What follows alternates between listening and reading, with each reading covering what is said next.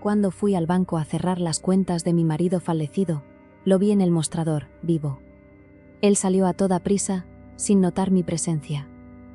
Y cuando lo seguí y si quién lo esperaba, han pasado 7 meses desde que enterré a Roberto.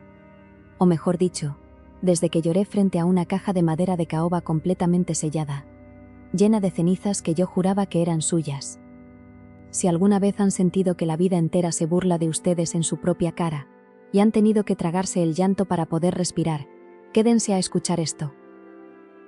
Fueron 7 meses de luto riguroso. De vestir colores oscuros, de caminar con la mirada clavada en el piso, y de ir todos los domingos a la primera misa en la parroquia del barrio, con el rosario apretado en las manos hasta que los nudillos se me ponían blancos. Todavía tengo pegado en la nariz el olor a flores marchitas que inundó la sala de mi casa durante todo el novenario. Las vecinas entraban y salían con cazuelas de mole, tamales de dulce y termos llenos de café de olla, mirándome con esa lástima pesada que te hace sentir minúscula. Pobre Ana Silvia, murmuraban en la cocina mientras lavaban los trastes, creyendo que yo no las escuchaba. 30 años de matrimonio, una mujer tan dedicada, para que él termine así, calcinado en la carretera a Toluca. Yo me ganaba mis propios pesos cosiendo vestidos de novia en la máquina Singer que heredé de mi madre. Trabajaba en la casa. Es una ironía muy cruel. Pasé 3 décadas hilvanando encajes, tules y sueños blancos para muchachas ilusionadas que juraban que el matrimonio era un refugio seguro, mientras mi propia vida era un cuarto en penumbras. Roberto era un hombre de silencios largos, estricto con el dinero que me daba para el gasto, siempre exigente con la ropa planchada y la comida caliente a sus horas. Nunca me levantó la mano. La gente cree que el maltrato solo deja moretones en la piel. Pero el menosprecio diario, la indiferencia absoluta, te va borrando. Te vuelves un fantasma en tu propia casa. Yo justificaba sus ausencias de fin de semana, sus supuestos problemas en la oficina. Pensaba que mi deber sagrado era aguantar, mantener la paz, ser la mujer prudente que nunca hace preguntas incómodas. Cuando me llamaron de madrugada para avisarme del choque, no sentí que perdía un amor de novela. Sentí que me arrancaban el piso en el que estaba parada. En la funeraria, el médico legista me apretó el hombro con una expresión sombría.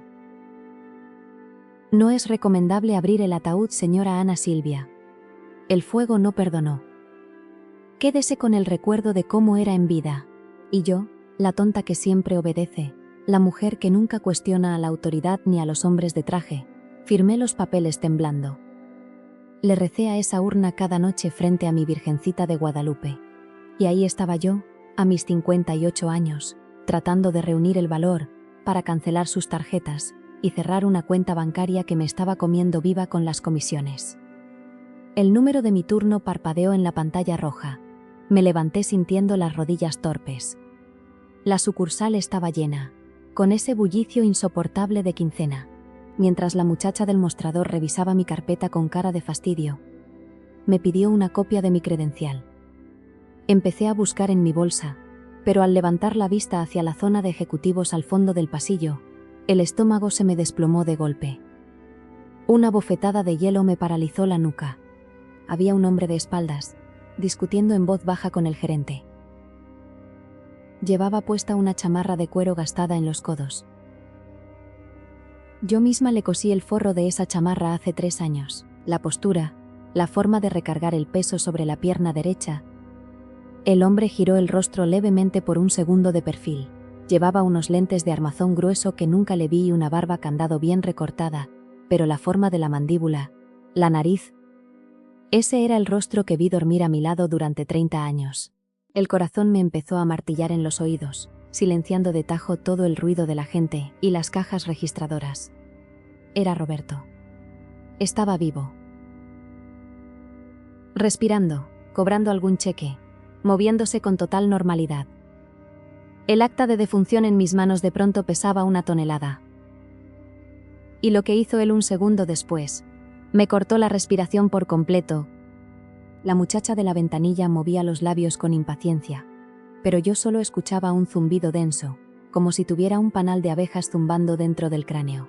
Mi vista estaba clavada en el fondo de la sucursal. Mis dedos, torpes y helados, soltaron la orilla de la carpeta manila. El papel resbaló sobre el mostrador de Formaica. Cualquier otra mujer en mi lugar habría soltado un grito que rompería los cristales del banco. Cualquier viuda normal, al ver al hombre que lloró durante 7 meses parado frente a un escritorio de servicio al cliente, habría corrido a abrazarlo, o a reclamarle, o a exigir una explicación a gritos frente a todos los presentes. El instinto natural es el escándalo, la conmoción. Sentí como el aire me subía por la garganta, formando un nudo afilado, listo para salir convertido en el nombre de mi esposo. Pero no lo hice. 30 años de matrimonio con Roberto me habían entrenado para ahogar mis propios impulsos. 30 años escuchando frases como Ana Silvia, no hagas un drama. Ana Silvia, baja la voz que nos van a escuchar los vecinos. Ana Silvia, compórtate a la altura. Esa maldita sumisión que me había tragado la juventud. Esa costumbre de hacerme chiquita para no incomodar a mi marido. En ese preciso instante de terror puro, se convirtió en mi mayor escudo. Me tragué el grito. Di un paso torpe hacia atrás, tropezando apenas con la cinta divisoria de la fila. Y me escondí detrás de un anuncio publicitario de cartón gigante, que promocionaba créditos hipotecarios. Desde ahí, pegada a la pared fría, conteniendo la respiración hasta que me dolieron las costillas, lo observé. Pensé, por un segundo de locura compasiva, que mi mente se había quebrado, que el dolor de la viudez finalmente me había vuelto loca y estaba alucinando. Pero el hombre de la chamarra de cuero gastada no era un fantasma. Los fantasmas no manotean con frustración. Los fantasmas no sacan una pluma del bolsillo interior del saco para firmar un documento de retiro. Roberto estaba vivo. Demasiado vivo. Llevaba unos lentes de armazón grueso y carey que nunca usó en nuestra casa, y una barba de candado muy bien recortada que le cubría las cicatrices de acné de la barbilla. Un disfraz barato. Un disfraz ridículo, de película de domingo. Podría engañar a un cajero, a un vecino distante, quizás hasta al de la tienda de la esquina, pero no a la mujer que le planchó las camisas, le lavó la ropa interior y le preparó el desayuno cada santa mañana durante 3 décadas. Lo vi acomodarse el cinturón con ese tirón seco hacia la derecha que siempre daba cuando estaba impaciente. Lo vi frotarse la nuca con la mano izquierda, mostrando el reloj de acero que yo misma le regalé en nuestro 20º aniversario. No había error. No había confusión. Mi esposo, el hombre cuyas supuestas cenizas descansaban en una urna de mármol junto a mi máquina de coser, acababa de guardar un fajo de billetes en un portafolios de piel. «Señora, ¿va a querer cancelar la cuenta o no? ¿Necesito su credencial de elector?» La voz aguda de la cajera me sacó del trance. Volteé a verla. Tenía el acta de defunción abierta frente a ella. El papel oficial con el sello del registro civil, que declaraba a Roberto muerto por quemaduras de 3er grado en un accidente de carretera. Un papel que costó lágrimas de sangre. Un papel que era una mentira absoluta. «Ahorita regreso, señorita». «Disculpe», murmuré con la voz temblorosa, ronca, como si no la hubiera usado en años.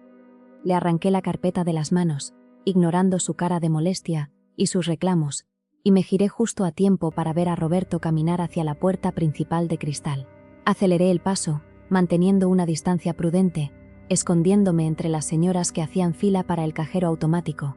Él empujó la puerta y salió a la calle. El golpe de calor del mediodía me recibió como una bofetada. El ruido ensordecedor de los camiones de transporte público, los claxones histéricos en la avenida, y el olor a smog y a tacos de canasta de la esquina me anclaron a la realidad.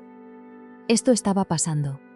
Roberto caminó a paso rápido, cruzó la calle esquivando un microbús verde con gris, y sacó unas llaves de su bolsillo. A lo lejos, las luces de un auto sedán azul marino parpadearon al quitarse el seguro. Mi corazón latía tan fuerte que me dolían los dientes. Vi como un taxi libre, un Tsuru destartalado, venía despacio por mi lado de la acera buscando pasaje.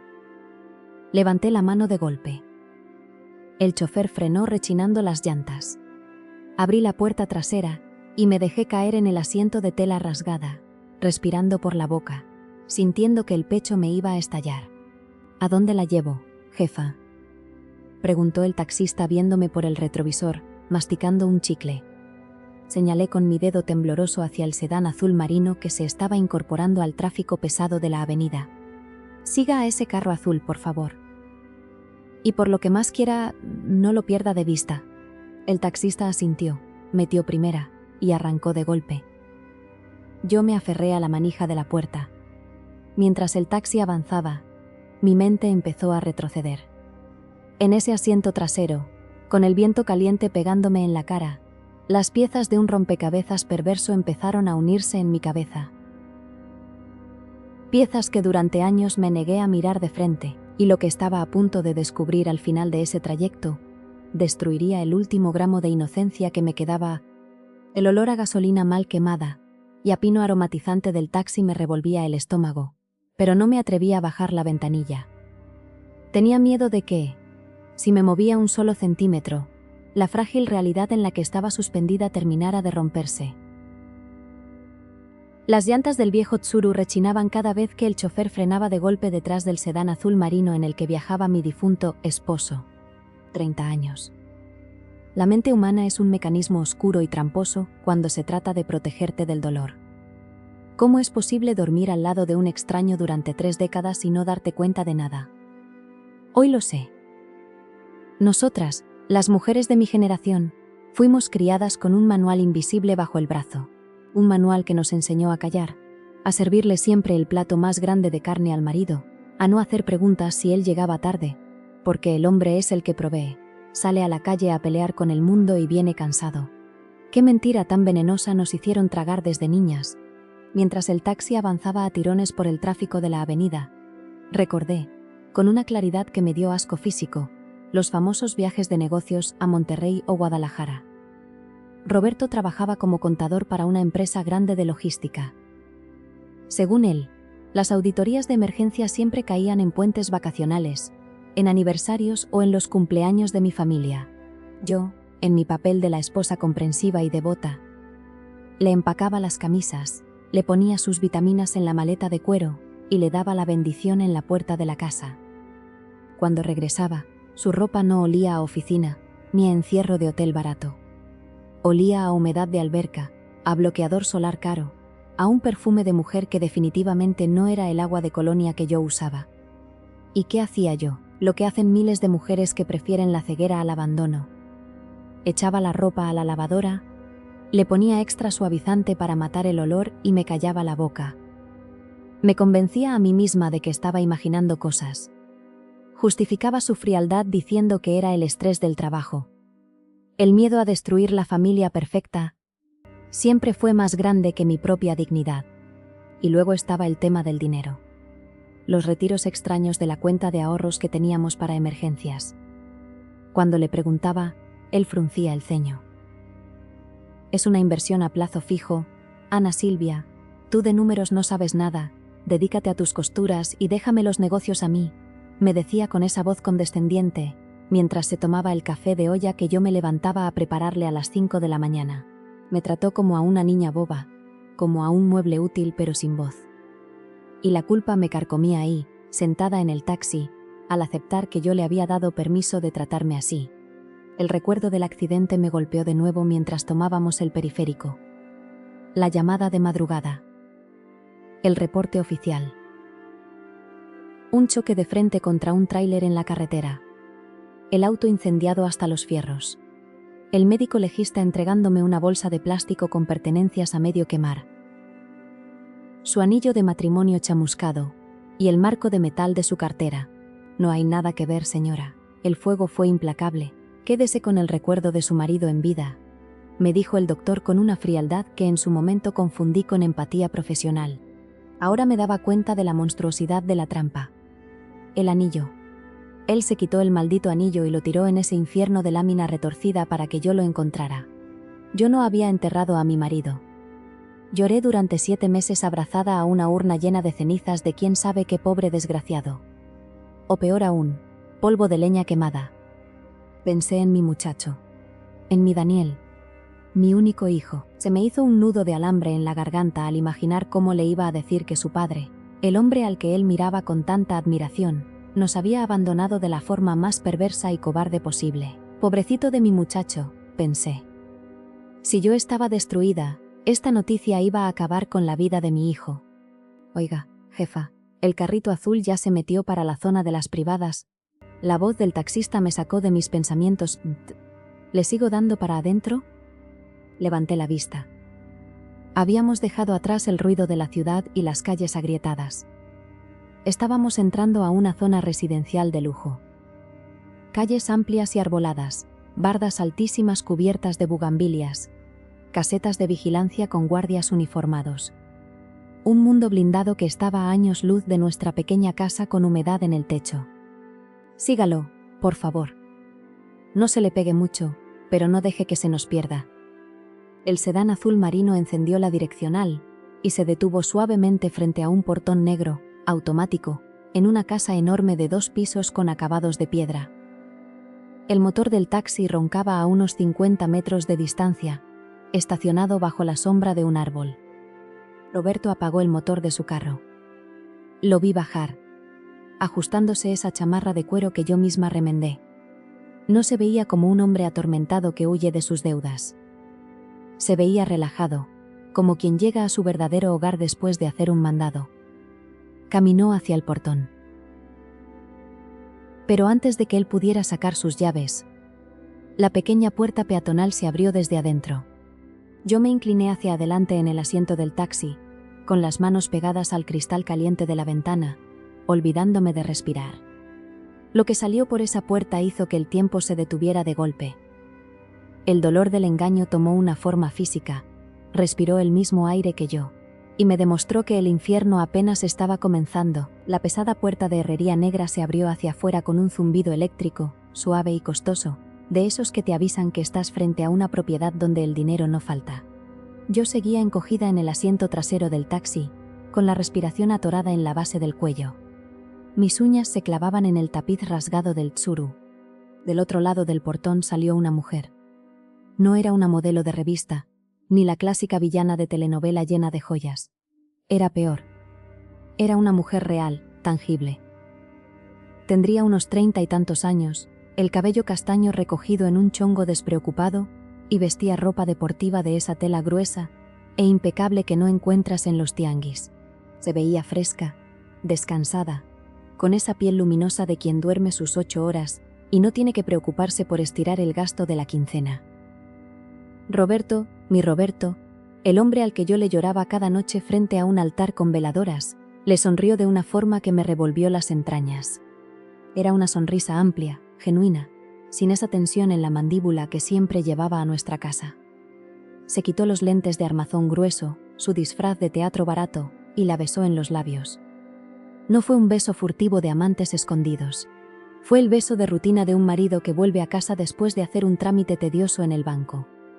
Me llevé las 2 manos a la boca para ahogar el gemido de dolor que me subía por el esófago. El sabor a bilis me quemó la lengua.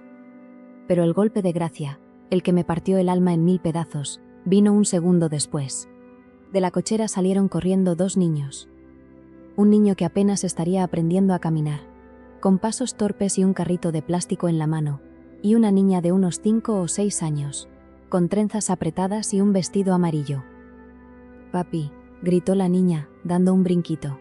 Esa palabra cruzó la calle ancha, se coló por la rendija de la ventanilla del taxi y se me incrustó en el centro del pecho como un clavo oxidado. Roberto cargó a la niña en brazos, dándole vueltas en el aire, mientras el niño más pequeño se le abrazaba a la pierna. La mujer los miraba apoyada en el marco de la puerta, riendo. Eran la estampa perfecta de los comerciales de seguros. Empecé a sacar cuentas mentales, una aritmética cruel que me destrozaba con cada número. 5 años. La niña tenía al menos 5 años. Eso significaba que mientras yo le preparaba sus infusiones de manzanilla para la acidez, mientras yo le remendaba los cuellos de las camisas porque supuestamente la situación en la empresa estaba difícil, él ya estaba construyendo esta familia. Mientras yo me bañaba a jicarazos de agua fría en invierno, porque el calentador de nuestra casa se había descompuesto y no había presupuesto para cambiarlo, él estaba pagando la hipoteca de esta mansión con bardas altísimas y cochera eléctrica. «Todo bien, jefa». «¿Se siente mareada?» «Está muy pálida», preguntó el taxista, mirándome por el espejo retrovisor con genuina preocupación. Era un hombre mayor, de manos curtidas, que seguramente había visto de todo en las calles, pero mi silencio sepulcral lo estaba asustando. Yo no podía articular palabra. No sentí esa furia volcánica que te empuja a bajarte del carro, cruzar la calle, agarrar a la mujer por el cabello y exigirle a gritos a tu marido que te dé tu lugar. No. Sentí una asfixia lenta. Sentí que me borraban del mundo. Toda mi vida, mis sacrificios, mis madrugadas planchando sus trajes, mis rezos en la iglesia. Todo había sido financiado con las migajas que le sobraban de esta vida de lujo. Yo no fui su compañera. Fui su tapadera barata. Arranque, le dije al taxista, con una voz tan ronca que no parecía la mía. Vámonos de aquí. Ya. Segura, señor. Ni siquiera se bajó a saludar a sus familiares. Arranque, por favor, repetí, cerrando los ojos con fuerza. El taxi se puso en movimiento con un tirón brusco. No quise voltear hacia atrás. Escuché a lo lejos el zumbido de la puerta de herrería cerrándose, tragándose a esa familia feliz y dejándome a mí afuera, del lado de los muertos y los olvidados. Necesitaba aire limpio. Necesitaba anclarme a algo verdadero antes de que la locura me llevara por completo. Metí la mano temblorosa en mi bolsa de tela y toqué el plástico de un tóper hermético. Esa mañana, ajena a la pesadilla que me esperaba, me había levantado a las 6 para preparar mole poblano. La receta de mi abuela. Lo hice pensando en Daniel, mi hijo, desde que su padre murió. Daniel se había distanciado. Decía que el duelo le pegaba fuerte, que necesitaba espacio en su departamento de soltero. Yo le cocinaba su comida favorita para llevarle un poco de calor de hogar, para decirle sin palabras que su madre seguía aquí para sostenerlo. Le di al taxista la dirección del edificio de mi hijo, en la colonia Narvarte. Iba a buscar el abrazo de mi sangre.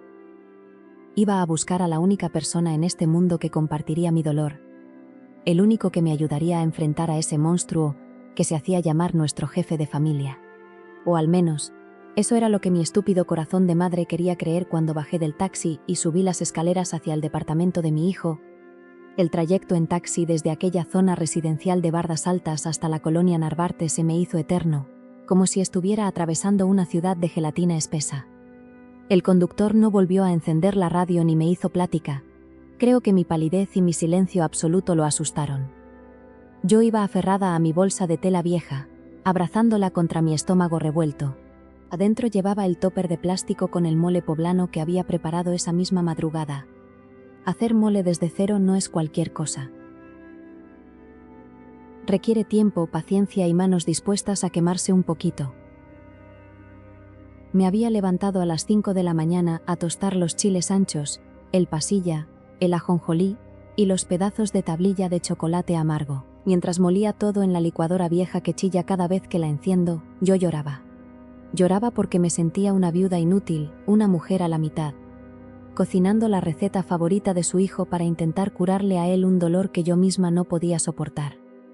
Qué ironía tan cruel y venenosa. Mientras yo me quemaba los dedos en la estufa de mi cocina con humedad en las paredes, honrando la memoria del difunto, padre de mi hijo, ese mismo cabrón estaba despertando en sábanas de algodón egipcio, desayunando con su nueva mujer y cargando a una niña de trenzas. El dolor amenazaba con reventarme el pecho, pero me obligué a respirar hondo. Tengo a Daniel, me repetía en la mente, como un mantra desesperado para no volverme loca. Me queda mi muchacho. Daniel tiene 32 años. Es mi único hijo, mi orgullo entero. Por él aguanté los desprecios de Roberto, las humillaciones silenciosas, los domingos donde yo parecía más una sirvienta que una esposa. Yo me quedé en ese matrimonio marchito, porque creía ciegamente que un hijo necesita a su padre bajo el mismo techo, cueste lo que cueste. Pagué sus libros de la universidad y sus pasajes de metro cosiendo dobladillos y pegando cierres hasta que los ojos me ardían de madrugada. Desde el supuesto accidente en la carretera, Daniel se había distanciado. Dejó de ir a comer los domingos. Me llamaba muy poco y siempre con prisa. Decía que el duelo le estaba pegando muy fuerte, que no soportaba entrar a la casa y ver el sillón vacío de su papá. Y yo, con esa ceguera estúpida que solo da el amor de madre, le creí. Le di su espacio. Justifiqué su ausencia pensando que los hombres de esta época no saben cómo masticar la tristeza. Por eso iba a buscarlo hoy. Llevaba ese mole como una ofrenda de paz, como un pretexto para meterme a su departamento, sentarme en su sofá, recargar la cabeza en su hombro y decirle: mi amor, tu padre nos engañó, nos abandonó, pero estamos juntos en esto. Necesitaba el abrazo de mi sangre para no caerme a pedazos en medio de la calle. El taxi se detuvo frente a su edificio de ladrillos rojos. Le pagué al chofer con billetes arrugados que me temblaban en las manos y me bajé tropezando. El aire de la tarde ya estaba fresco, pero yo sudaba frío. Empujé la reja negra del edificio, que siempre estaba descompuesta, y empecé a subir las escaleras. Daniel vive en el tercer piso. No hay elevador. Con cada escalón que subía, las rodillas me crujían y el aire me faltaba. Pero la urgencia de ver a mi hijo me empujaba hacia arriba. En mi cabeza, yo ya estaba ensayando cómo decírselo sin que le diera un infarto. ¿Cómo le dices a tu hijo que el héroe de su infancia fingió morirse calcinado para irse a jugar a la casita feliz con otra familia? Llegué al pasillo del tercer piso jadeando. Olía a cera para pisos y a encierro. Caminé despacio hacia la puerta número 302. Acomodé la bolsa de tela en mi antebrazo derecho. Saqué un pañuelo de papel para secarme el sudor de la frente e intenté dibujar una sonrisa temblorosa en mis labios. Levanté el puño derecho para tocar la madera, pero mi nudillo nunca llegó a golpear la puerta. Me di cuenta de que no estaba cerrada con llave. El pestillo no había enganchado bien. Había una rendija abierta, de apenas un par de centímetros, dejando escapar una franja de luz amarilla hacia el pasillo oscuro. Iba a empujarla y gritar su nombre con cariño, cuando escuché su voz. Daniel estaba adentro. No había música, no estaba la televisión encendida. Era solo él, hablando por teléfono. Hablaba en un tono relajado, seguro, casi burlón. Me quedé congelada a centímetros de la madera, con la mano levantada en el aire, y las palabras que salieron por esa rendija, las palabras que mi amado hijo estaba pronunciando entre risas, terminaron de asesinar a la Ana Silvia que llegó a ese edificio.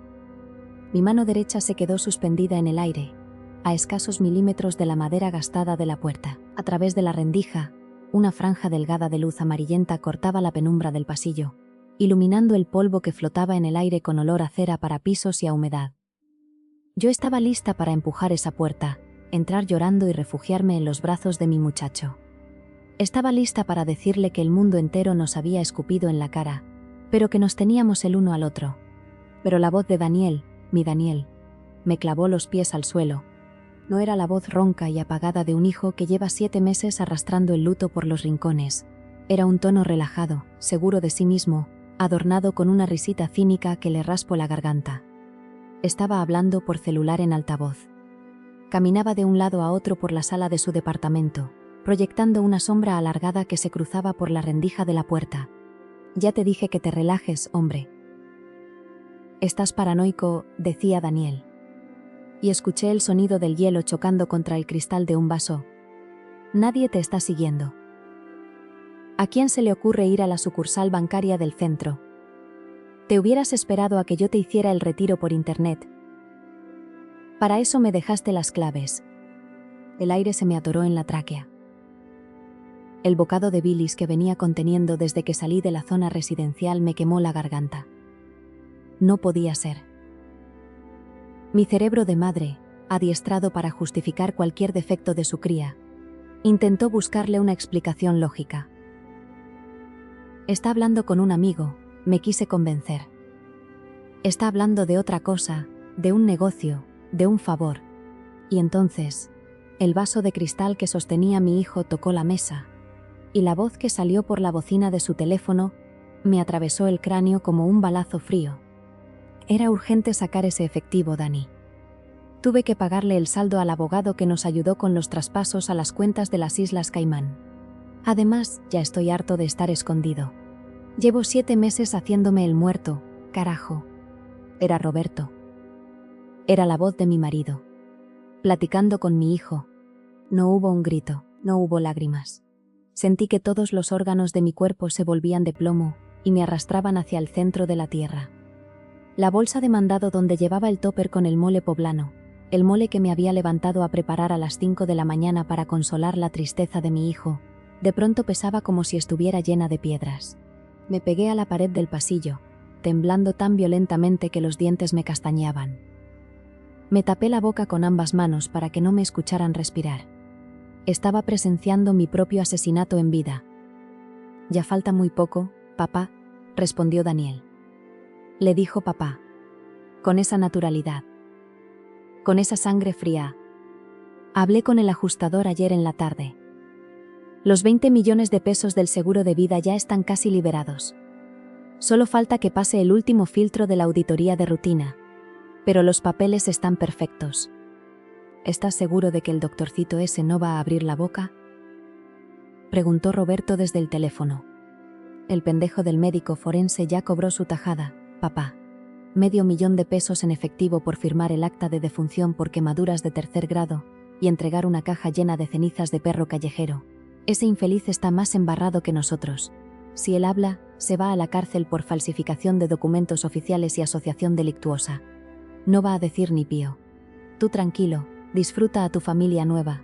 En un par de semanas te transfiero tu parte y yo me quedo con mi 30%, como acordamos. 20 millones de pesos. El acta falsa. El médico comprado. Las cenizas en la urna de mármol frente a mi máquina de coser. Todo había sido un teatro. Un teatro macabro y asqueroso diseñado, escrito y ejecutado por los 2 hombres por los que yo había dado mi vida entera. El dolor de la infidelidad de Roberto, el shock de verlo vivo con otra familia, todo eso se volvió una herida superficial comparada con la puñalada que me estaba dando mi propia carne. Daniel, el niño al que le curé las rodillas raspadas. El muchacho al que le pagué la universidad cosiendo vestidos de novia hasta que me sangraban las yemas de los dedos. El hijo que yo defendía a capa y espada cuando Roberto lo menospreciaba. Ellos dos, el verdugo y mi mayor tesoro, se habían sentado en una mesa a ponerle precio a mi sufrimiento. Vendieron mis lágrimas, mi luto, mis rezos de madrugada y mi cordura por 20 millones de pesos. Pensé que iba a desmayarme ahí mismo, en ese pasillo con olor a cera. Pero entonces, Roberto hizo una pregunta desde el teléfono. Y la respuesta que dio mi hijo, la forma en que se refirió a mí, mató para siempre a la Ana Silvia dócil y asustada, y despertó a una mujer que no conocía la piedad.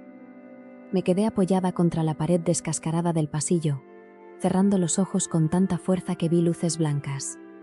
Rogaba a Dios, al universo o a quien estuviera escuchando, que el latido salvaje de mi corazón no cruzara la rendija de la puerta y me delatara. El altavoz del teléfono de Daniel tenía un sonido metálico, áspero, pero la voz de Roberto seguía siendo inconfundible. Escuché un suspiro pesado al otro lado de la línea.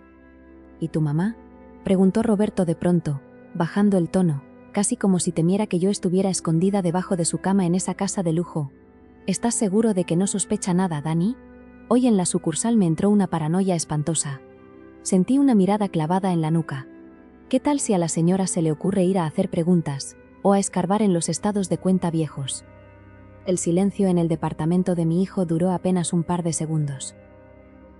Y luego, Daniel soltó una carcajada. Fue una risa relajada, genuina, desprovista del más mínimo rastro de culpa. Una risa tibia que me taladró los tímpanos y me pudrió la sangre en las venas. «¡Ay, papá! Por favor», respondió mi muchacho, arrastrando las palabras con ese cinismo que yo siempre pensé que era seguridad en sí mismo. «Mi mamá, estás viendo fantasmas donde no los hay. Ya la conoces. Lleva 30 años agachando la cabeza y pidiendo perdón hasta por existir. No te confíes. Son 20 millones de pesos. Con esa cantidad, cualquiera se vuelve listo. Mi mamá no, papá. Ella es una santa paloma ciega», dijo Daniel. Y el sonido del hielo en su vaso de cristal volvió a tintinear. «Ahorita seguro está sentada en su máquina Singer llorándole a tu cajita de madera. O metida en la parroquia rezando el 5.º rosario del día. Es tan boba y tan dócil que se traga cualquier cuento que le pongas enfrente. No sabe ni usar la aplicación del banco en el celular. ¿Tú de verdad crees que se va a poner a buscar cuentas fantasma o a cuestionar a la aseguradora? Me tapé la boca con ambas manos. Mis lágrimas, que hasta ese momento habían sido de un dolor insoportable y de viudez, de pronto se secaron de golpe. Algo físico estaba cambiando dentro de mí. Tienes razón, concedió Roberto, sonando aliviado. Tu madre siempre fue muy manejable. Un pan de Dios, pero sin una gota de malicia. Exacto, remató mi hijo, mientras yo le eché una llamadita los domingos y le dé a tole con el dedo fingiendo que estoy muy triste. La señora está feliz. Se conforma con las sobras. Es un mueble más en la casa vieja. Tú dedícate a disfrutar a mis hermanitos y a tu mujer nueva. Del seguro me encargo yo. Esa vieja tonta nunca va a abrir los ojos. Esa vieja tonta. La señora. Un mueble más. Ese era el precio de mi devoción. Por ese muchacho que me estaba llamando inútil, yo dejé de comer carne durante meses para poder comprarle sus libros de la universidad.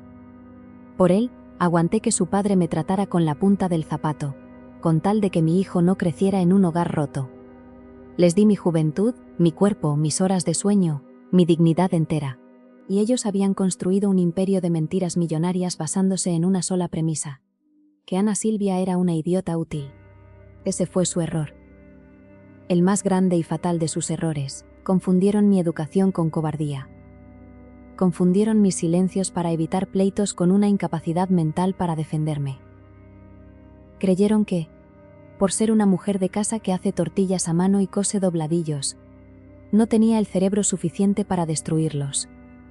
En ese pasillo oscuro, frente a la puerta 302, la madre abnegada y la esposa dócil murieron para siempre. No hubo sangre, ni llantos estridentes. Fue una muerte silenciosa. Fue como si un hilo grueso y podrido que me amarraba el cuello se rompiera de tajo. Bajé las manos de mi rostro. Ya no estaba temblando. Mi respiración se volvió pausada, fría, calculadora. Bajé la mirada hacia la bolsa de tela que colgaba de mi brazo. El tóper de plástico con el mole poblano todavía estaba tibio. Caminé de puntillas, sin hacer el menor ruido, hacia el cuarto de basura que estaba al final del pasillo. Abrí la tapa de metal oxidado y, con una calma que me dio miedo a mí misma, dejé caer la comida favorita de mi hijo por el ducto. El sonido sordo del plástico chocando contra el fondo fue el punto final de mi antigua vida.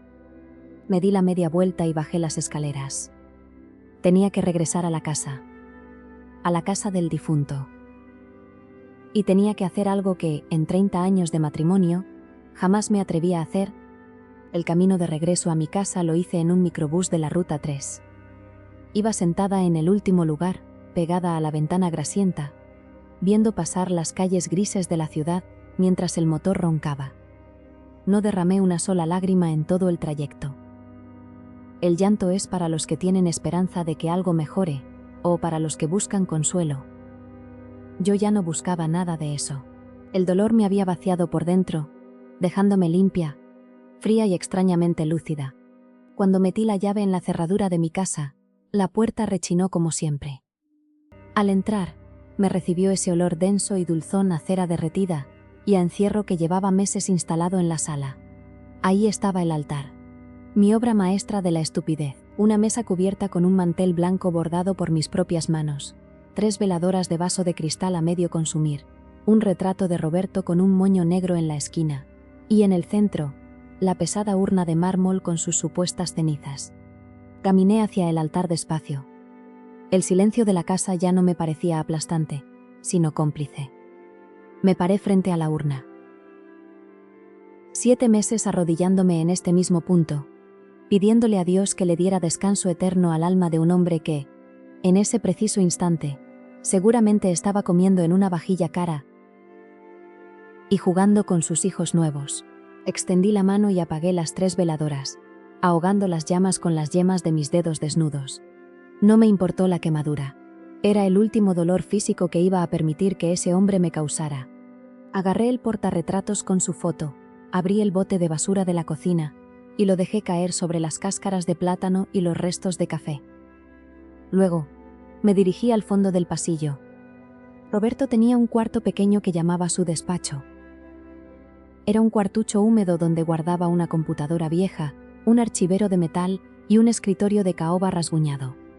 Durante 3 décadas, la regla de oro en esta casa fue que yo tenía prohibido entrar ahí. No te metas a mi oficina, Ana Silvia, me desacomodas mis papeles de contabilidad. Y tú no entiendes de estas cosas. Me decía siempre, cerrando con llave. Yo, como la buena esposa mexicana, educada para respetar el espacio del proveedor, limpiaba el polvo solo por encimita de la puerta y jamás cuestioné el cerrojo.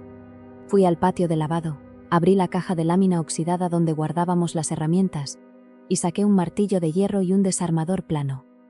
Regresé al pasillo. Me paré frente a la puerta del despacho. No busqué llaves escondidas. Metí la punta del desarmador a la fuerza en la rendija de la chapa dorada y le di un golpe seco con el martillo. La madera vieja crujió, di otro golpe, más fuerte, poniendo todo el peso de mis 58 años, todo el coraje de mis humillaciones, todo el asco que me daba haber parido a un traidor. La cerradura cedió con un estallido metálico y la puerta se abrió de golpe, soltando una nube de polvo viejo. Entré.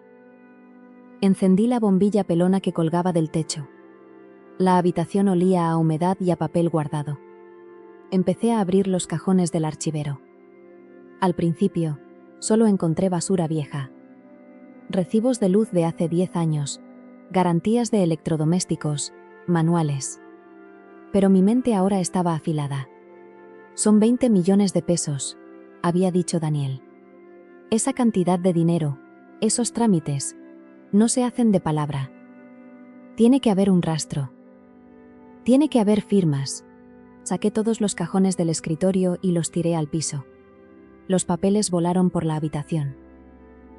Me arrodillé entre el desorden y empecé a revisar carpeta por carpeta. Encontré sus estados de cuenta reales, los que nunca llegaban al buzón de la casa, porque los tenía domiciliados a un apartado postal. Vi los números, vi las transferencias sistemáticas, durante 5 años, a una cuenta a nombre de una tal Valeria Montes. La mujer del portón eléctrico. La madre de sus otros hijos. Estaba financiando su nueva vida usando los ahorros de nuestro matrimonio y préstamos bancarios que dejó a mi nombre. El hijo de perra me había dejado un rosario de deudas ocultas para que yo me ahogara mientras él se hacía el muerto. Seguí escarbando, con las manos negras de polvo. Al fondo del último cajón, pegada con cinta canela por la parte de abajo, encontré una bolsa de plástico grueso con cierre hermético. La arranqué. Adentro había 3 documentos. El primero era una copia certificada de la póliza del seguro de vida por 20 millones de pesos. Letras chinas para mí en otro tiempo, pero clarísimas ahora. Beneficiario principal, con el 100% de los derechos de cobro en caso de fallecimiento accidental. Daniel, nuestro hijo. El segundo era un recibo de depósito en efectivo por 500.000 pesos a la cuenta de un tal doctor Fernando Arriaga, el médico legista que firmó el acta de defunción. El mismo hombre que me había puesto la mano en el hombro en la funeraria, diciéndome que no abriera el cajón. El tercer papel me cortó el aliento. Era el borrador de un testamento. Un documento donde Roberto, antes de fingir su muerte, le cedía legalmente los derechos de esta casa, la casa de mis padres, el techo bajo el que yo dormía, a Daniel, con la condición de venderla a una inmobiliaria en menos de un año. Me iban a echar a la calle. Mi propio hijo planeaba dejarme en la indigencia para terminar de lavar el dinero del seguro. Me quedé sentada en el suelo, rodeada de las pruebas de mi propia ejecución. La trampa era perfecta, maquiavélica. Si yo iba a la policía con estos papeles en la mano, llorando como una viuda histérica, los abogados de la aseguradora, pagados por Daniel, me harían pedazos. Dirían que estaba loca, que no superaba el duelo, que los papeles eran falsos. No. Escupir fuego a lo tonto solo sirve para quemarte a ti misma. Si quería destruirlos, si quería despojarlos de todo el dinero, de su libertad y de su futuro, no podía hacerlo con lágrimas ni con gritos. Necesitaba un monstruo de mi lado. Alguien que no tuviera escrúpulos. Alguien que supiera moverse en el lodo del sistema judicial sin ensuciarse los zapatos. Y entonces me acordé de ella. De una clienta a la que le cosí un vestido de novia hace 3 años. Una muchacha dulce que se iba a casar con un hombre del que todos hablaban en susurros. Un abogado criminalista tan implacable y temido, que decían que le cobraba al diablo por sacarlo del infierno. Me levanté del suelo, me sacudí la falda y fui a buscar mi vieja libreta de contactos. La cacería silenciosa acababa de empezar. Fui directo al cajón de madera de mi máquina de coser. Debajo de los carretes de hilo y las agujas de repuesto, guardaba una libreta de espiral con las tapas gastadas. Ahí anotaba desde hace décadas las medidas, los teléfonos y los anticipos de mis clientas. Mis manos, que hasta hacía unas horas solo servían para persignarse y planchar cuellos de camisas, pasaron las hojas amarillentas con una prisa feroz. Busqué en la letra X. Ximena de la Garza. Ximena fue una muchacha caprichosa de una familia de mucho dinero que se empeñó en que yo le hiciera su vestido de novia hace 3 años. Pura nostalgia porque le había cosido el suyo a su abuela. Recuerdo muy bien esa boda. No por el encaje francés que me costó semanas bordar, sino por el novio. Ximena se casó con un hombre casi 20 años mayor que ella. El licenciado Arturo Mendoza. En el barrio se contaban historias en voz baja sobre él. Decían que era un abogado penalista que no conocía la piedad, un tiburón de los juzgados que defendía a políticos corruptos, a empresarios sin escrúpulos, y que, si le pagabas el precio correcto, era capaz de meter a la cárcel al mismo diablo. Era exactamente el tipo de monstruo que yo necesitaba de mi lado. Llamé a su despacho. Su secretaria quiso darme largas, ofreciéndome una cita para dentro de 2 meses, pero le pedí que le diera un recado de mi parte. Dígale al licenciado Mendoza que le habla la costurera de su esposa, y que tengo en mis manos un fraude a una aseguradora por 20 millones de pesos. 3 horas después, estaba bajándome de un taxi frente a un imponente edificio de cristal blindado sobre el Paseo de la Reforma. Entré al lobby arrastrando los pies con mis zapatos de piso viejos, sintiéndome como una hormiga en un palacio de hielo. El despacho del licenciado Mendoza estaba en el piso 22. Olía a cuero caro, a madera pulida y a dinero. Mucho dinero. Me pasaron de inmediato a una oficina enorme con ventanales que daban a toda la ciudad. Él estaba sentado detrás de un escritorio inmenso, impecable con un traje a la medida. Me miró con esa frialdad clínica que tienen los hombres acostumbrados a lidiar con la miseria humana por negocio. «Señora Ana Silvia», dijo, juntando las manos sobre la mesa. Mi esposa siempre habla maravillas de usted, pero le soy muy honesto. Mi firma cobra por hora en dólares, y no llevamos casos de pensiones alimenticias ni divorcios peleados. Si su marido la dejó. No vengo a pedirle que me consiga una pensión, licenciado, lo interrumpí. Nunca en mi vida había interrumpido a un hombre de traje. Vengo a contratarlo para meter a la cárcel a un muerto. Y a todos los buitres que le ayudaron a cavar su tumba falsa. Mendoza levantó una ceja. Su expresión de aburrimiento desapareció. Le puse sobre su escritorio de caoba la bolsa de plástico que había sacado del escondite de Roberto. Saqué los papeles, uno por uno, y se los fui acomodando frente a los ojos. El borrador del testamento dejándome en la calle. El recibo de depósito por $500,000 al médico forense. Y la joya de la corona. La copia de la póliza de seguro de vida a nombre de mi hijo Daniel por 20 millones de pesos. No lloré. No me tembló la voz mientras le relataba cómo había visto a mi marido vivo un par de horas antes, bajándose de su carro en una zona residencial, besando a otra mujer y cargando a 2 niños. Le conté de la llamada que escuché a escondidas en el pasillo del departamento de mi hijo. Le di nombres, montos, direcciones. Todo el veneno que llevaba atragantado lo escupí ahí, sobre ese escritorio brillante, con la precisión de quien disecciona un cadáver. El abogado se puso los lentes y empezó a leer los documentos. Pasaron 10 minutos de un silencio absoluto, solo interrumpido por el sonido del papel al pasar las páginas. Cuando finalmente levantó la vista, había una sonrisa depredadora en su rostro. «Es un trabajo sucio y torpe», murmuró Mendoza, quitándose los lentes. «Falsificación de documentos oficiales, soborno a un servidor público, fraude a una institución financiera, asociación delictuosa». Señora Ana Silvia, esto es un banquete penal. Su marido y su hijo son unos idiotas arrogantes. Crearon el lazo perfecto para ahorcarse solos. ¿Puede quitarles todo? Le pregunté, mirándolo fijo. No quiero que les quede ni para pagar un abogado de oficio. Quiero que se pudran en una celda. Puedo hacer que el peso entero del gobierno federal les caiga encima, asegurando cada cuenta bancaria a nombre de ellos y de la amante, dijo, recargándose en su sillón. Y como usted sigue siendo la esposa legal de un hombre que fingió su muerte para cometer un delito, los bienes congelados pasarán a su control eventualmente.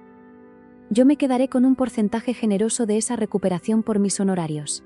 Pero hay un problema. ¿Cuál? Si vamos ahorita a la fiscalía con estos papeles, los van a asustar.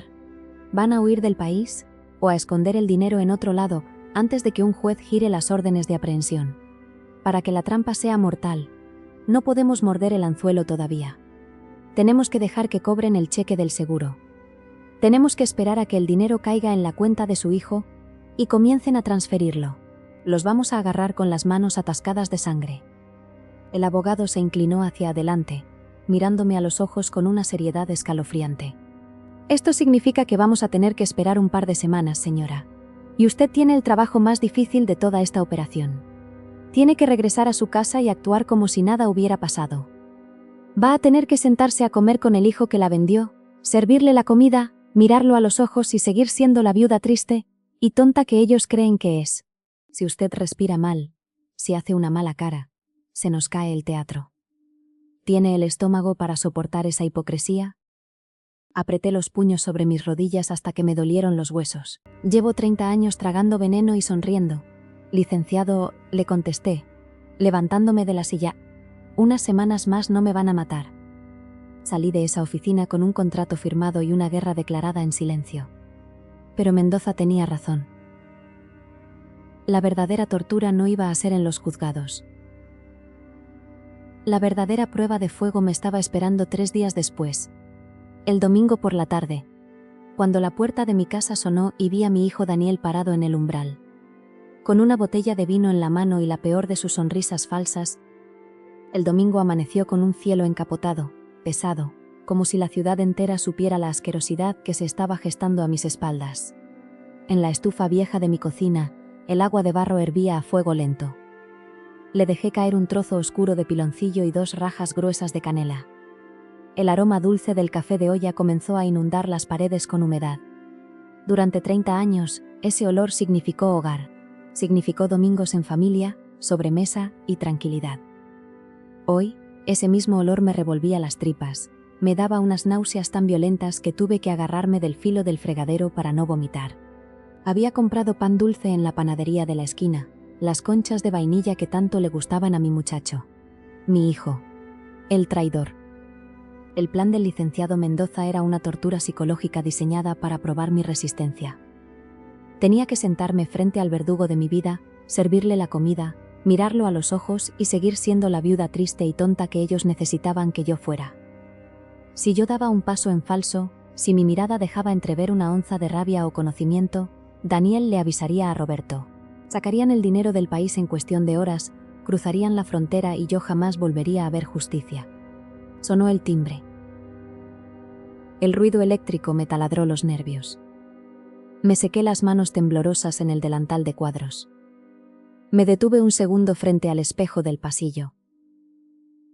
Llevaba mi ropa oscura de luto, me froté los ojos con fuerza hasta dejarlos rojos, inyectados, simulando una noche de llanto interminable.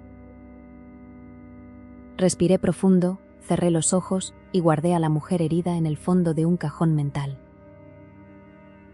Cuando abrí la puerta, la vieja tonta y manejable estaba lista para su mejor actuación. «Hola, mamá», dijo Daniel.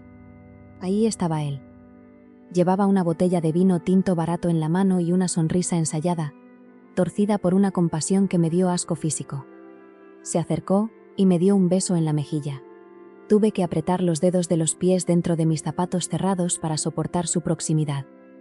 Su abrazo, ese mismo abrazo que antes me curaba todos los males del mundo, hoy se sentía como una camisa de fuerza cubierta de espinas. «Pásale, mijo». «Qué bueno que viniste a ver a tu madre», respondí, con la voz rasposa y ahogada que él esperaba escuchar.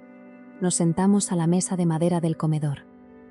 La misma mesa donde le ayudé a hacer sus planas de caligrafía en la primaria. la misma donde su padre me levantaba la voz si la sopa no estaba hirviendo. Le serví su taza de barro humeante. Daniel tomó un sorbo largo, soplándole al vapor, completamente relajado.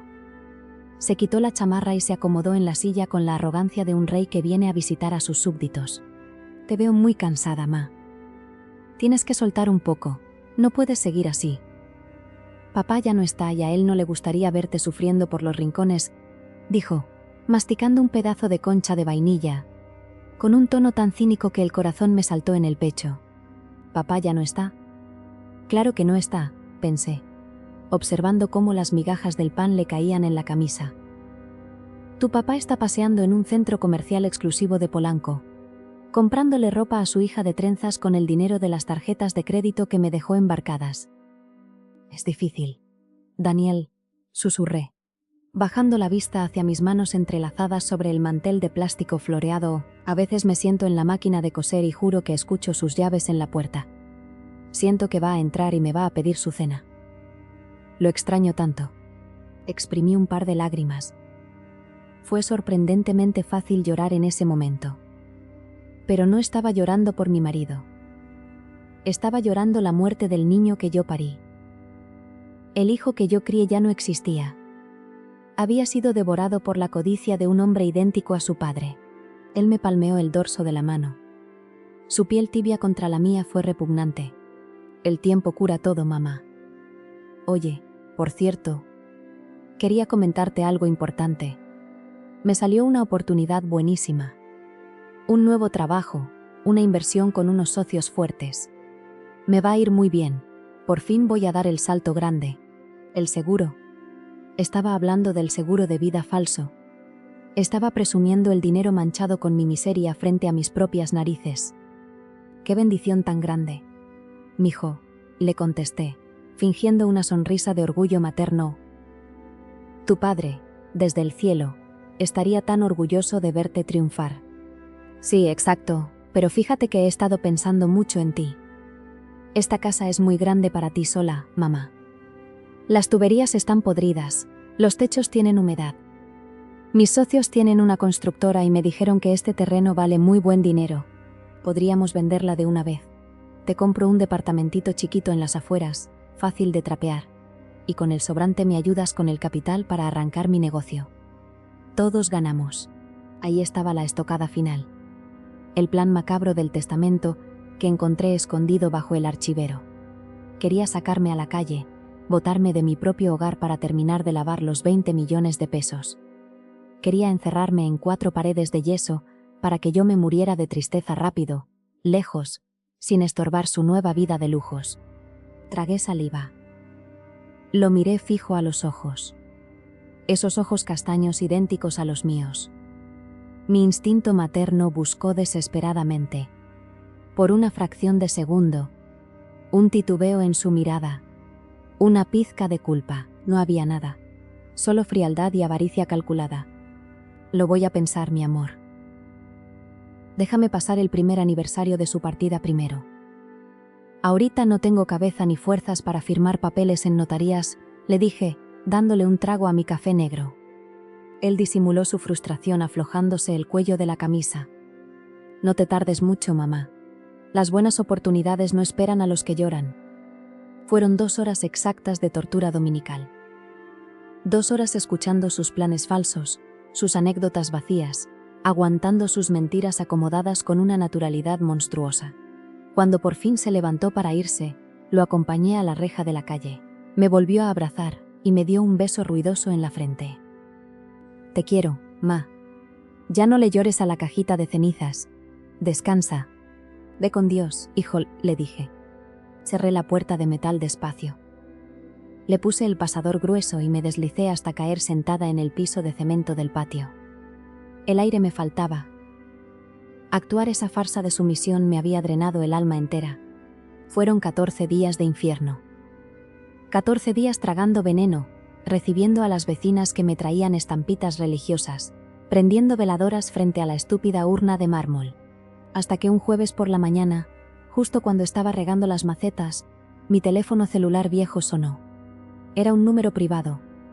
Me sequé las manos y contesté. Señora Ana Silvia, escuché la voz grave y metálica del abogado Mendoza K. El dinero cayó anoche. La aseguradora depositó los 20 millones de pesos. Y hace media hora, su hijo hizo una transferencia por 3 millones a la cuenta de la amante de su marido. Acaban de cruzar la línea que necesitábamos. Apreté el teléfono contra mi oreja. El olor a tierra mojada de mis macetas de pronto me supo a justicia pura. ¿Es hora, licenciado?, pregunté en un susurro cortante. Es hora. Póngase un vestido bonito, señora.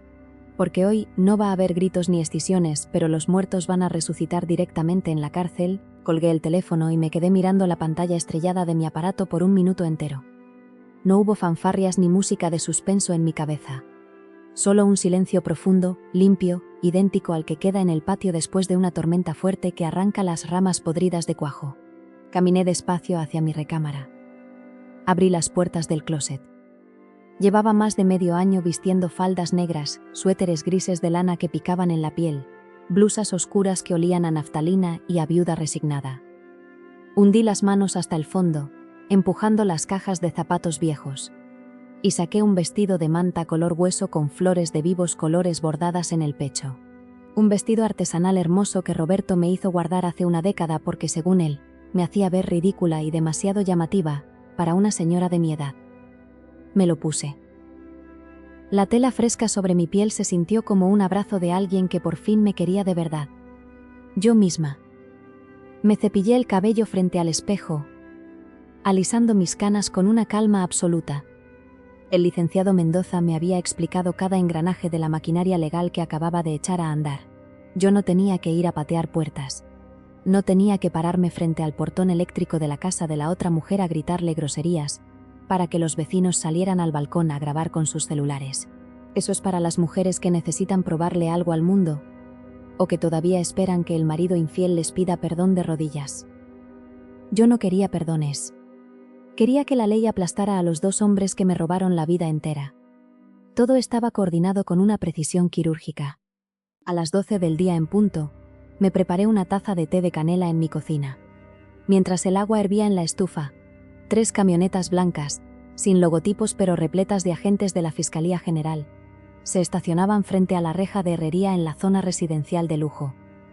Mendoza me mandó un mensaje de texto corto y seco. Operativo en marcha. Me senté en la silla de madera, le di un sorbo al té caliente, y me imaginé la escena. El marido muerto abriendo la puerta principal, quizás en pantuflas de piel, con esa actitud altanera de quien se cree intocable. El terror absoluto desfigurándole la cara al ver los chalecos tácticos y las armas largas. La mujer más joven saliendo aterrada de la cocina, abrazando a la niña de las trenzas, exigiendo saber por qué unos extraños estaban arrinconando a su esposo. Y el agente a cargo, sin ninguna pizca de tacto, leyéndole los cargos en voz alta, para que hasta los guardias de la caseta escucharan. Fraude millonario a instituciones financieras, falsificación de documentos oficiales, usurpación de identidad y asociación delictuosa. 20 millones de pesos son una cantidad suficiente para que el gobierno deje de ser amable y te trate como a la peor escoria. Al mismo tiempo, a unos 20 kilómetros de ahí, en la colonia Narvarte, otro grupo de agentes ministeriales estaba reventando la chapa del departamento número 302. Mi muchacho. Mi Daniel. El pecho se me apretó por un segundo. Un pinchazo de dolor materno intentó traicionarme, pero me tragué la saliva amarga y lo dejé pasar. Seguramente Daniel estaba sentado frente a su computadora, con su camisa desabotonada, viendo los números ceros reflejados en su nueva cuenta bancaria, manchados con el sudor de mi sufrimiento. Quizás estaba planeando qué camioneta del año se iba a comprar o buscando el folleto de la constructora para venir a sacarme de mi casa a empujones. Lo sacaron esposado por el mismo pasillo oscuro donde yo estuve parada llorando en silencio hace 2 semanas, el mismo pasillo con olor a cera vieja donde me llamó vieja tonta y manejable. Me pregunto si, mientras sentía el metal frío de las esposas cortándole la circulación de las muñecas, se acordó de la mujer que dejó de comer carne para pagarle los libros de la universidad. Cayeron por su propia soberbia. Creyeron que el dinero los volvía invisibles y que mi silencio significaba estupidez. Yo no sentí ese triunfo eufórico que muestran en las telenovelas. No hubo una sonrisa malévola en mi cara. Sentí una pesadez densa, pero necesaria, como cuando el doctor te arranca una muela infectada desde la raíz. Sangra, duele un poco, pero sabes que el veneno por fin salió de tu cuerpo. Acaricié la madera rasguñada de mi mesa del comedor. Esta era mi casa. Mía. Y nadie, ni mi propia sangre, me iba a sacar de aquí para lavar sus culpas. El reloj de pared de la sala marcó la 1:30 de la tarde con su campaneo oxidado. Las cuentas en las Islas Caimán, las transferencias a la amante, los bienes a nombre del difunto. Todo acababa de ser congelado por un juez federal. Estaban completamente acorralados, sin un solo peso partido por la mitad para sobornar a nadie, y arriba de una patrulla rumbo a los separos. El silencio de mi sala se rompió de golpe. Mi celular empezó a vibrar sobre la mesa con una urgencia histérica. La pantalla se iluminó. Era una llamada normal, pero de un número desconocido con la de la Oficina de Detención Central. La maquinaria de plomo había caído sobre sus cabezas, y ahora, muertos de miedo en una celda fría, buscaban desesperadamente a su tabla de salvación de siempre. Estaban llamando a la boba, a la madre sumisa. El celular brincaba sobre el mantel de plástico de la mesa del comedor, emitiendo un zumbido sordo y constante que sonaba como una abeja atrapada en un frasco de vidrio. La pantalla iluminaba el polvo fino que flotaba en el aire de la tarde. Aparecía un número largo, con una alada extraña, seguido de la palabra desconocido. Yo sabía perfectamente de dónde venía esa llamada. El licenciado Mendoza me lo había advertido. Cuando los procesaran en el Ministerio Público, tendrían derecho a una sola llamada telefónica antes de quitarles las agujetas de los zapatos y meterlos a los separos. Me quedé de pie, a 1 metro de la mesa, cruzada de brazos, observando el aparato vibrar. Hace un mes, si ese teléfono hubiera sonado con insistencia, la vieja Ana Silvia habría tirado la escoba, habría corrido tropezando con sus propios pies y habría contestado con el corazón en la garganta, aterrorizada de que algo malo le hubiera pasado a su familia. Habría movido cielo, mar y tierra para ayudarlos. Pero la mujer que estaba parada en esa sala ya no era la madre abnegada ni la esposa incondicional. Era una sobreviviente. Y a los sobrevivientes no les tiembla la mano a la hora de soltar el peso muerto para no ahogarse. El teléfono dejó de sonar. El silencio regresó a la casa por 3 segundos. Y luego volvió a vibrar con una desesperación rabiosa. Me imaginé la escena en la delegación central, con ese olor a cloro barato, a sudor frío y a miedo crudo que tienen las cárceles. Me imaginé a mi hijo Daniel, pálido, despojado de su reloj caro y de esa arrogancia de niño rico que se compró con el dinero de mi luto. Seguramente estaba aferrado a la bocina del teléfono público de la pared, rogándole al guardia que le diera 1 minuto más. ¿Bueno? ¿Mamá? Contesta. Por favor, viejita, contesta. Estaría suplicando en su mente. Él creía, con esa ceguera estúpida que da el egoísmo, que yo iba a correr a buscar las escrituras de esta casa vieja para pagar su fianza. Que iba a buscar al mejor abogado de la ciudad, llorando a mares, convencida de que mi muchacho perfecto era víctima de una confusión terrible. O tal vez el que llamaba era Roberto. Oh, Roberto. Podía escuchar su voz autoritaria y machista al otro lado de la línea, intentando mantener el control de una situación que ya lo había devorado. Ana Silvia, me diría, usando ese tono condescendiente con el que me mandaba a plancharle las camisas. Hubo un malentendido espantoso. Un error del banco. Ven por mí. Sácame de este cochinero y no le digas a nadie. Yo te lo explico todo en la casa. Seguía creyendo que yo vivía en la oscuridad. Que sus amantes, sus mentiras y sus 20 millones de pesos seguían siendo un secreto bien guardado de la señora boba que hace tortillas a mano. Caminé lentamente hacia la mesa. Afuera, en la calle, se escuchó el silbido agudo y melancólico del carrito de camotes horneados pasando por la esquina. Un sonido tan cotidiano, tan normal, que contrastaba brutalmente con la destrucción total de la vida de esos 2 hombres. Extendí la mano derecha. Mi dedo índice se quedó suspendido sobre la pantalla estrellada del celular. El botón verde parpadeaba, invitándome a ceder, invitándome a volver a mi antigua prisión de sumisión y lástima. Apreté los labios, bajé el dedo y deslicé el botón rojo. Llamada rechazada. La pantalla se fue a negros. No me conformé con eso. Entré a la configuración del teléfono, bloqueé el número entrante y con un movimiento seco, le quité la funda de plástico al aparato. Le saqué el chip de la compañía telefónica, ese pequeño cuadrito de plástico que me conectaba con ellos, y lo partí por la mitad con las uñas. Lo tiré al bote de basura de la cocina, justo encima del portarretratos con la cara de mi marido que había tirado horas antes.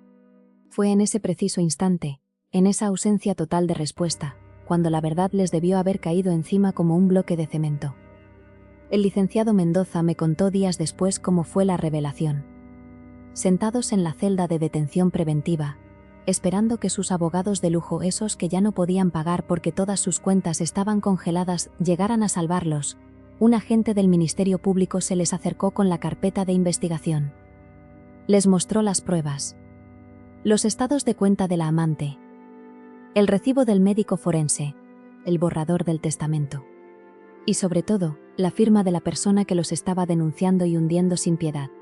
Ahí, entre las rejas y la mugre, Roberto y Daniel entendieron que nadie los había traicionado en el banco, ningún socio envidioso los había delatado. Fue la viuda tonta. Fue el mueble viejo de la casa. La mujer a la que le vieron la cara de idiota durante años los había vigilado.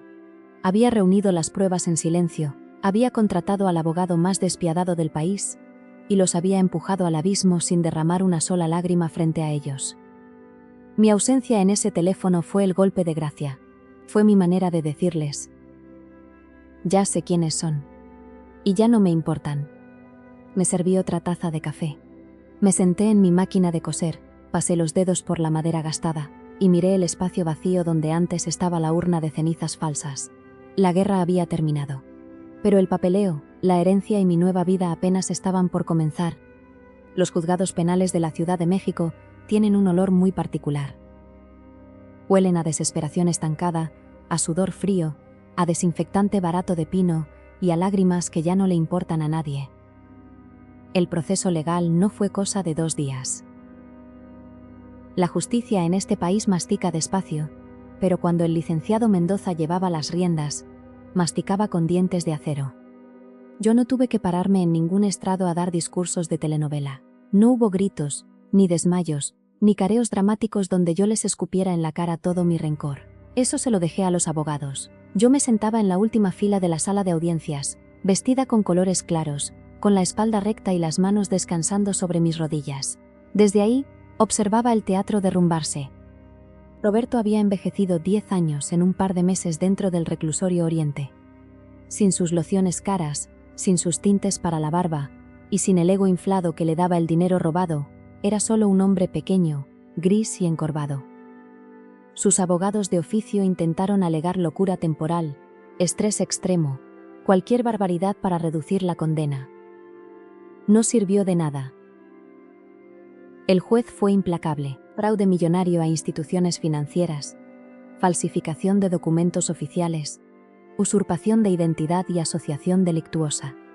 Pero el momento que me fracturó lo poco que me quedaba de alma, y que al mismo tiempo me liberó para siempre, fue el día de la sentencia de Daniel, mi muchacho. Cuando el juez leyó los años de condena que le esperaban, Daniel giró el cuello bruscamente buscando mi rostro entre el público. Tenía los ojos inyectados en sangre, llenos de un terror infantil. Sus labios temblaban.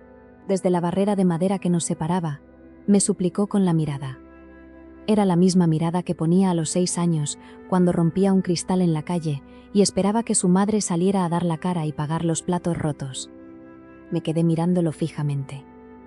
No le sostuve la mirada con odio, ni con burla. Simplemente lo miré con el vacío absoluto de quien observa a un extraño. Él bajó la cabeza, derrotado, entendiendo por fin que el escudo protector de su madre tonta se había extinguido. Los sacaron esposados por la puerta lateral. Las pesadas puertas de madera se cerraron a sus espaldas con un golpe seco. Fin de la historia. El resultado judicial fue una barredora mecánica que no dejó nada a su paso. La aseguradora recuperó sus 20 millones de pesos casi intactos, porque los agarramos antes de que pudieran triangular el dinero al extranjero. Pero eso no fue todo. Como la ley me reconocía como la única esposa legítima y la víctima de abandono de hogar y fraude, El juez ordenó el embargo de todos los bienes que Roberto había adquirido con dinero del matrimonio para financiar su doble vida. La casa de la barda altísima y el portón eléctrico, esa donde vi a la otra mujer cargando a su niña de trenzas, fue incautada. El licenciado Mendoza me informó, con una sonrisa fría, que la señora Valeria Montes tuvo que sacar sus cosas en bolsas negras de basura y mudarse a casa de unos parientes, dejada a su suerte por el hombre que le juró amor eterno. No sentí pena por ella. Quien construye su felicidad sobre las lágrimas de otra mujer, tarde o temprano termina durmiendo en los escombros. Los bienes liquidados, el dinero recuperado de cuentas ocultas y los restos legales del patrimonio pasaron a mis manos. De pronto, a mis 58 años, tenía una cuenta bancaria con más ceros de los que jamás vi en toda mi vida cosiendo vestidos. Pero el dinero no cura, solo facilita la cirugía. Yo sabía que para sanar de verdad, tenía que extirpar el pasado de raíz. Regresé a la casa vieja. La casa de mis padres, el lugar donde me humillaron en silencio durante 3 décadas. Contraté a una agencia inmobiliaria y la puse a la venta. No me importó rematarla. Quería deshacerme de esos muros llenos de humedad que se habían tragado mi juventud. Vendí los muebles. Tiré la ropa. Regalé la vajilla donde le servía la carne caliente al malagradecido de mi marido. El día más difícil fue cuando llegó una muchachita estudiante de diseño de modas a comprarme mi máquina de coser Singer. Me pagó en efectivo, emocionada. Cuando los cargadores la subieron a la camioneta, sentí que me quitaban un bloque de cemento de la espalda. Ya no iba a coser los sueños de nadie más. Ya no iba a hilvanar mentiras para sobrevivir. El mundo a mi alrededor no había cambiado. Las calles seguían igual, el tráfico de la ciudad seguía rugiendo, la gente seguía con sus vidas. Pero por dentro, ocurrió el desplazamiento más grande de mi existencia. La Ana Silvia viuda, la Ana Silvia dócil, la madre abnegada que se conformaba con las sobras del amor. Todas ellas se habían quedado enterradas en los escombros de este desastre. La mujer que habitaba ahora mi cuerpo no le debía explicaciones a nadie. No esperaba validación de ningún hombre. El dolor seguía ahí, como una cicatriz de quemadura gruesa, pero ya no me dictaba las órdenes.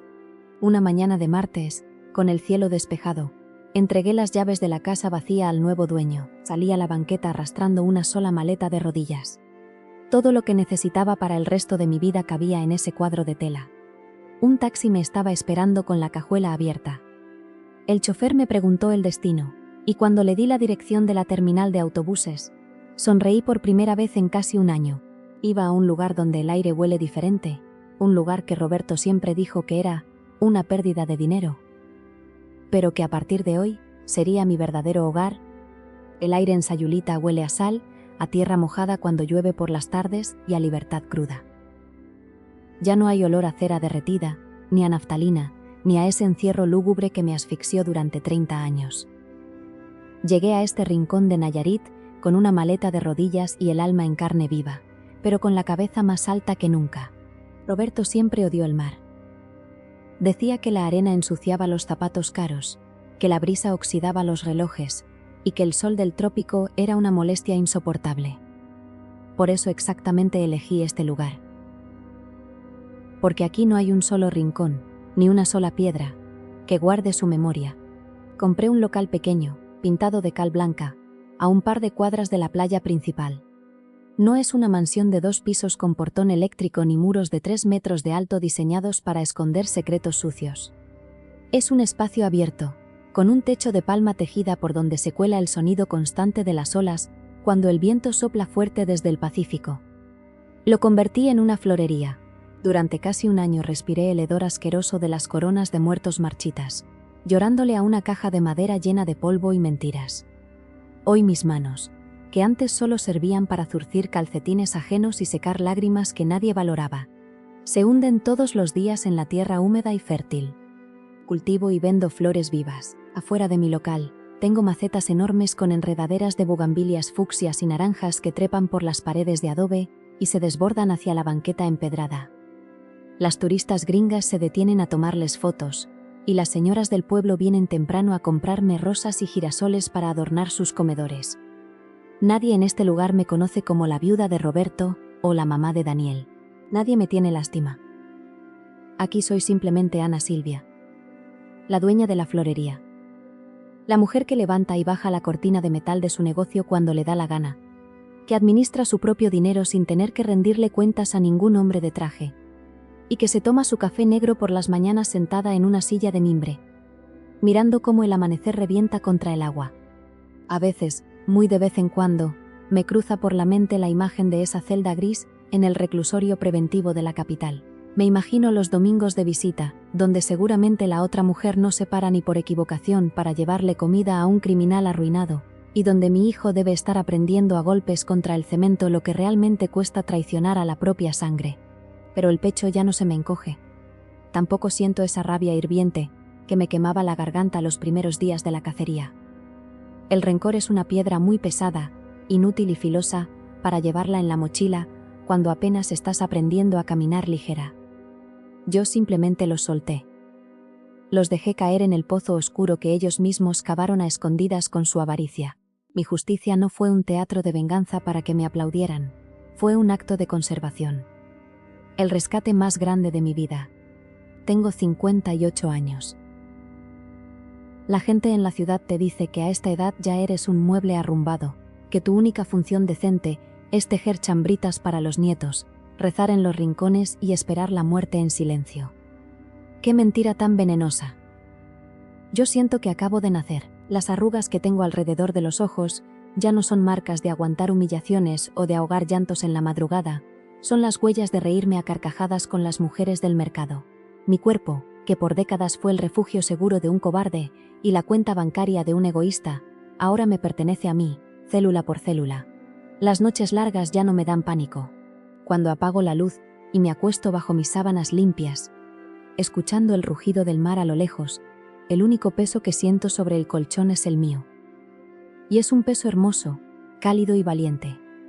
Un peso que, por primera vez en 30 años, vale la pena sostener. Sobreviví a la estafa perfecta. Sobreviví a un marido que me enterró viva para irse a jugar a la casita feliz, y a un hijo que le puso precio de remate a mis desvelos. Y hoy, regando mis plantas bajo el sol crudo del mediodía, entiendo el propósito de haber atravesado todo ese infierno. Porque la verdadera riqueza no está en las cuentas de banco que posees, ni en los metros cuadrados de las propiedades a tu nombre, sino en lo que no permites que te quiten. A mí me quitaron el velo del engaño, me quitaron la obligación de la sumisión, y me arrancaron de tajo el papel de mártir. Me dejaron con las manos vacías, sí, pero el vacío es el único lugar en la tierra donde se puede empezar a construir algo verdaderamente tuyo.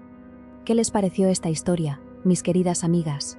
Me importaría muchísimo saber si están disfrutando el contenido y el rumbo que está tomando el canal, porque sus comentarios y su compañía son el motor que me impulsa a seguir prestando mi voz para estos relatos. Si ustedes tienen una vivencia que llevan meses o años guardada en el pecho, un secreto de familia, una liberación dolorosa o una traición que necesita ver la luz para terminar de sanar, las invito con el corazón abierto a que me la envíen al correo que aparece en la descripción de este video. Les doy mi palabra firme de que cambiaré todos los nombres y los lugares exactos para garantizar su privacidad absoluta. Y para demostrarme que somos una red de mujeres fuertes y que me acompañaron hasta la última palabra de este viaje, por favor, déjenme en los comentarios la palabra clave Bugambilia.